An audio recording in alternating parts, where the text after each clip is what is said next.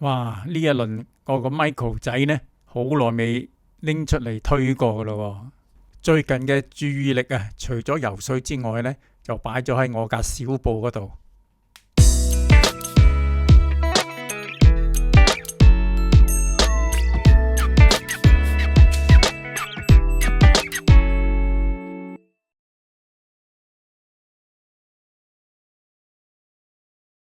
講起小步啊，呢輪呢的確係踩多咗嘅，但係通常都係喺黃昏左右嘅時間，大概係半個鐘至到1個鐘頭到啦。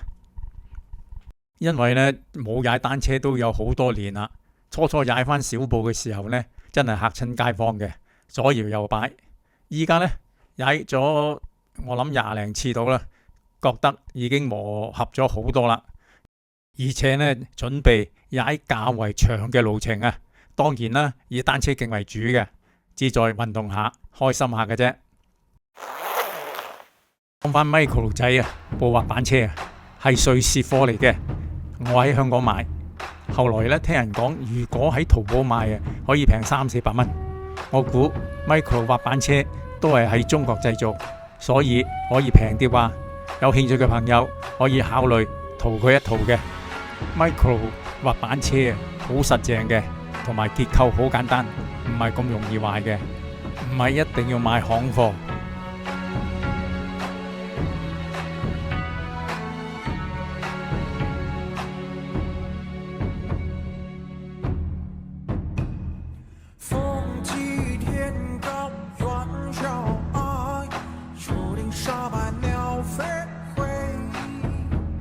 大概喺半年前啊，買咗呢架車呢個 Micro 仔返嚟呢，諗住要嚟做運動，貪佢的式細架，唔係好似單車咁大架，方便拎出拎入，同埋可以練下腳骨力同埋平衡力。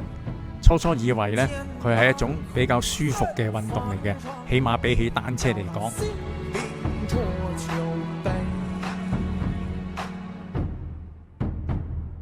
風急天高猿嘯哀，觸景沙白鳥飛回，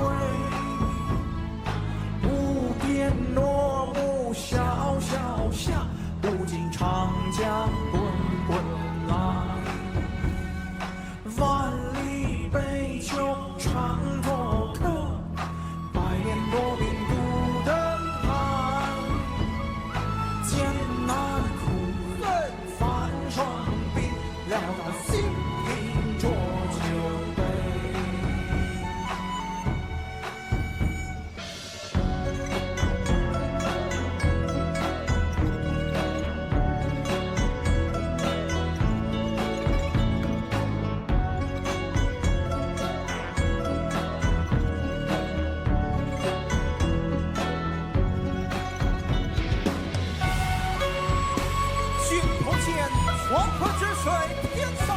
但係啊，原來唔係啊，佢嘅艱苦程度絕對高於單車，對四頭肌嘅要求好大，所以用佢嚟鍛煉四頭肌呢係絕對有用嘅。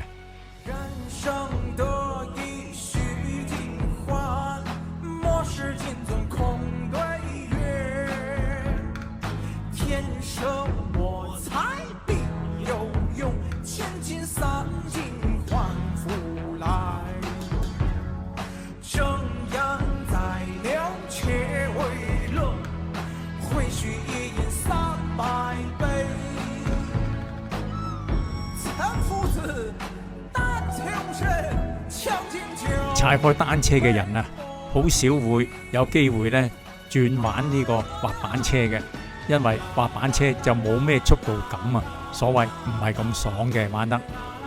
可能係呢個原因啊，解釋咗滑板車喺香港呢始終都流行唔起上嚟。